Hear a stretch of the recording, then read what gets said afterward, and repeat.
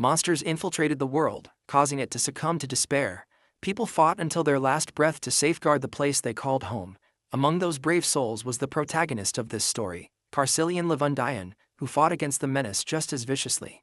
Many years passed with him battling countless monsters, relentlessly piling up dead bodies with the only blade he had, and not an ounce of fear in his heart. Then finally, a day came when he fought Aaron's brother from another mother. That bastard was one tough nut to crack. The battle was brutal, but he eventually took down the piece of shit. In the aftermath of the battle, he too succumbed to death. But fate had other plans. With his soul drifting through this endless void, he met a human boy hailing from some planet known as Earth. The boy's name was Seo Dojin, who was on the brink of death for some unknown reason. Before dying, he wanted to make a simple request to Vendian, who immediately refused even before listening to what this boy wanted to say. After all, bro just wanted to die peacefully. He was done with all the shit. He lost his country to the monsters, lost his loved ones, and eventually died a dog's death.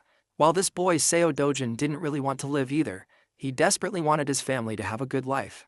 Well, it seems like Vendian is finally ready to listen to this dude's request. The boy lights up like a kid in a candy store and musters up the courage to say he wants his family to live peacefully. And so, our boy gladly takes on the job to protect this boy's family, and finds himself on Earth.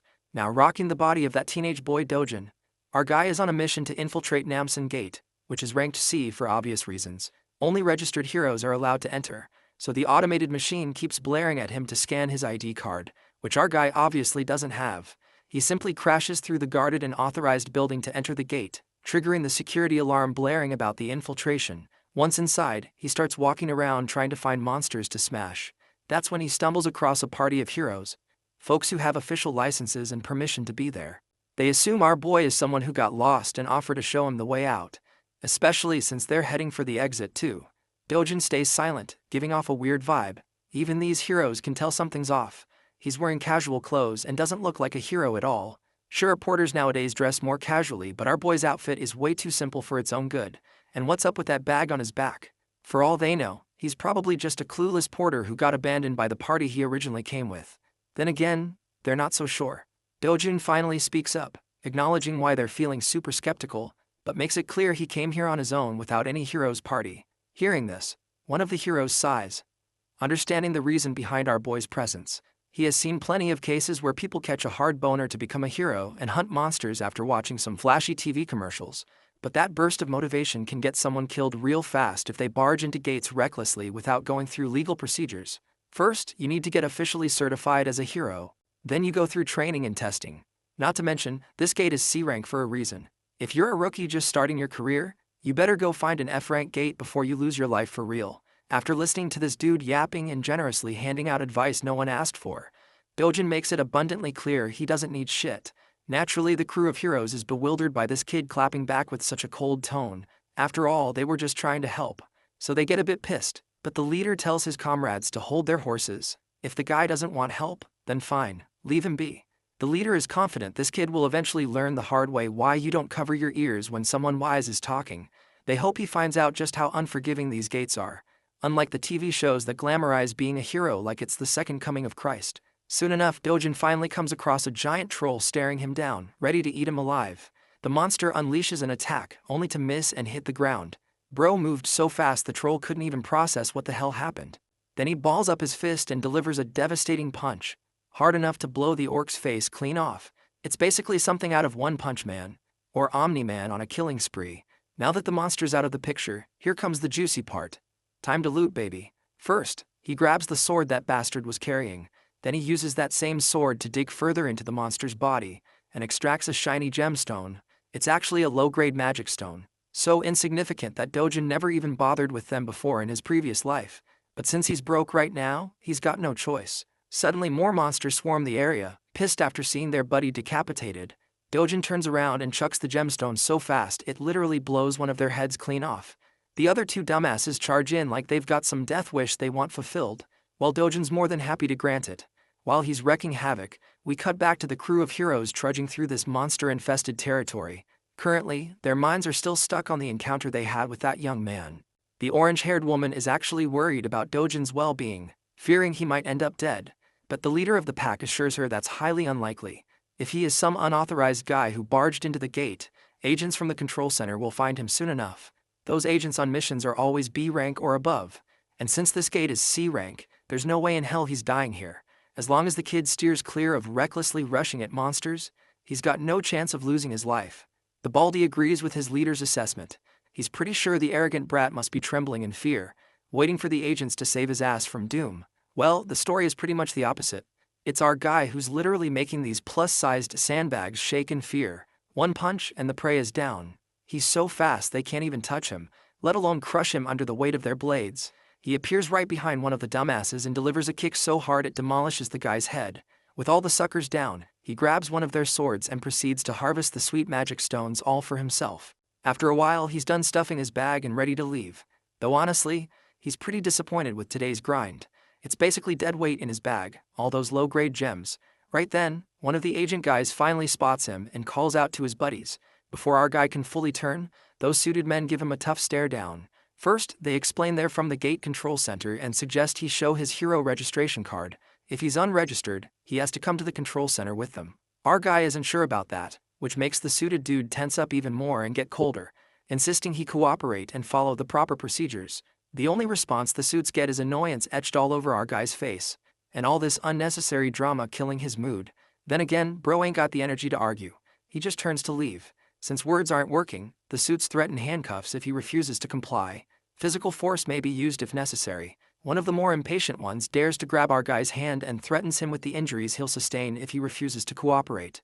What's worse, all responsibility will be on his shoulders, so it's everyone's best interest to solve things with words, not violence. Seems like Dojin's done with all the yapping, so he grabs that bastard's hand back and warns him to stop sticking out like a thorn in his path. This chilling warning makes the poor suit guy instinctively scared. A chill runs down his spine. The other two bastards pull out their magic-infused batons. They're actually grade 4 magic staffs, powerful enough to subdue an orc, but they don't have enough power to hurt our guy physically. So he aggressively twists the bastard's hand, making him whine like the whiny bitch he is. Bro then issues a final warning. They better leave now if they don't want to lose the last shred of dignity they have left. Eventually, duty-bound suits are forced to retaliate with violence. They try their best to tag our guy with the magic staffs, but none succeed. Our guy delivers a crushing blow right into the back of one bastard, then hits another in the belly. Next he focuses on the guy in glasses, the last man standing. The last dude senses what's coming and gets tense. Dojin blurs away, vanishing into thin air, causing the bastard to panic at literally seeing a man disappear. Then, out of nowhere, comes a sneaky punch right into the gut, making the bastard stagger backward in pain. Seems like Dojin is tired of all the bullshit and agents chasing him, so he finally starts thinking about registering as a hero after all. The agent assures him that as long as he avoids shady or illegal stuff, no agents will be out hunting him. Dojin then questions this thing called a rift, a question that completely throws the agent off. Quick context on how this world operates. There are multiple passages connecting to another world where strange monsters live. These passages are scattered across the world. The gemstones harvested from monster corpses are used as new energy sources, making them highly coveted. Because of this, the government oversees these passages to maintain full control over each one. Every government-controlled and open passage for heroes is called a gate. Passages that aren't controlled or enclosed are known as rifts. Back to our boy, who finds it ridiculously annoying that these suits follow him everywhere, accusing him of trespassing no matter which gate he passes through. The poor agent explains that if an unregistered hero enters a gate without permission, the control center is automatically notified, and agents waiting nearby are dispatched immediately. Since our guy is thinking about entering a rift, the agent makes it clear these aren't as easy to access as any gate. Trespassing into a rift results in a strict punishment, no warnings, no plea deals. Dojin isn't interested in hearing any of that, so he grabs the poor guy by the face and throws him aside like a trash bag. By now, the poor agent regrets not calling headquarters. This shit's way over his pay grade. Before leaving, Dojin takes one last glance at the trash agent lying there. Thinking about what a weakling this dude actually is, the weakling seems to have a fractured arm and is busy shouting threats, promising to catch our boy and put him behind bars. The scene transitions to Seoul, Gas and Digital Complex in Gyeongcheon District. This giant building is now known as the Hero Complex. Here, all trades related to magic stones or anything found in the gates go down, and nowadays this place is busier than ever. Dojin can be seen heading toward one of the stores that deals in buying and selling magic stones. Upon entering, he's greeted by this Gen Z bastard, busy scrolling through brain-rotting Insta-reels. When Dojin says he wants to sell some magic stones, the cunning shop owner immediately starts preaching about his business, claiming this branch offers the highest prices to their clients. He even goes as far as saying they're the best in the whole country. Dojin finally puts all the low-grade gems smeared in monster blood on the counter, causing the store owner to put on this sour expression like he just got boned from behind. He's seriously grossed out by all the blood stuck to the stones. Regardless, he doesn't complain and moves forward with the transaction. Dojin is asked if he wants some coffee while the stones are being processed. A little while later, he is sipping coffee while the shop owner carefully cleans the blood off the stones. Afterwards, the owner calculates the total amount due. There are 12 low-grade magic stones, 16 medium-grade ones, plus 5 upper and lower-grade stones as well. After deducting a 40% commission, Dojin is set to receive around 5.5 million won. Well, our boy isn't too comfortable handing over 40% as commission. It just feels unfair because he did all the hunting and wasted his time.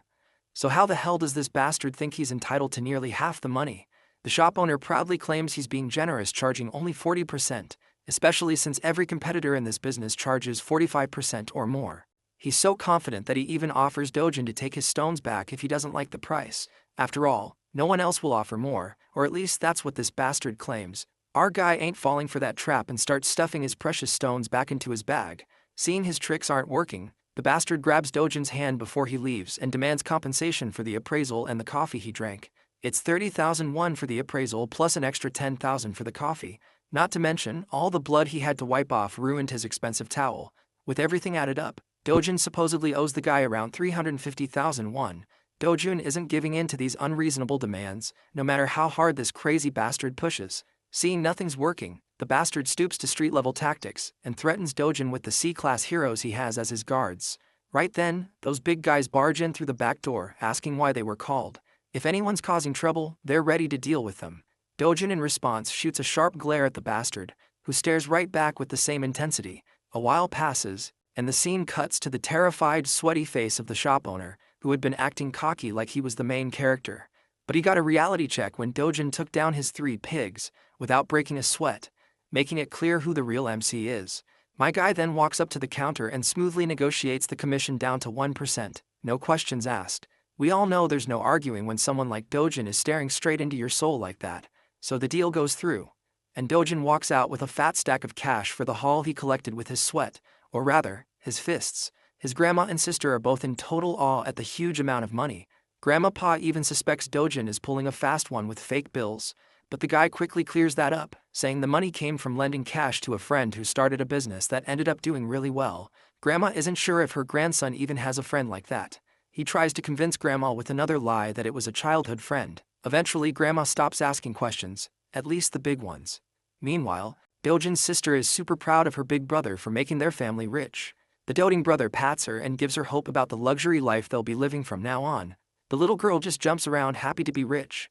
Watching her so happy, Dojin realizes he's actually making progress fulfilling a promise he once made. He remembers the words of the owner of the body he's possessing, whose one dying wish was for his grandma and his half-sister Yunyang to live safe and happy lives. That poor guy disappeared right before Dojin could say anything, and when he woke up, he had become Seo Dojin. Now his only mission is to make sure this little family lives safely and comfortably. For that, he wants to buy the safest house in Korea, which currently costs 110 billion won. For him, making money won't be an issue as long as he gets his original strength back. This world shares a lot of similarities with the one he came from.